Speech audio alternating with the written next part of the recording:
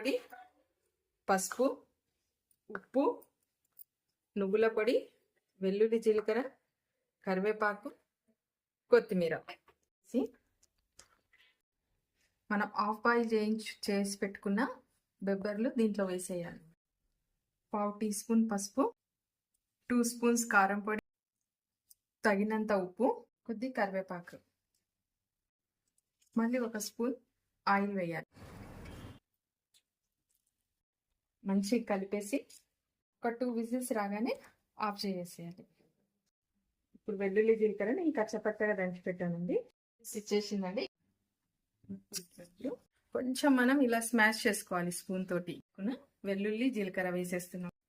ఒక 3 స్పూన్స్ నువ్వుల పొడి. ఒక 2 మినిట్స్ ఉడకనిద్దాం దీన్ని. స్మెల్ చాలా బాగా వస్తుందండి. ఇప్పుడు మనకు బొబ్బర్లో కూడా మంచిగా ఉడికిపోయింది.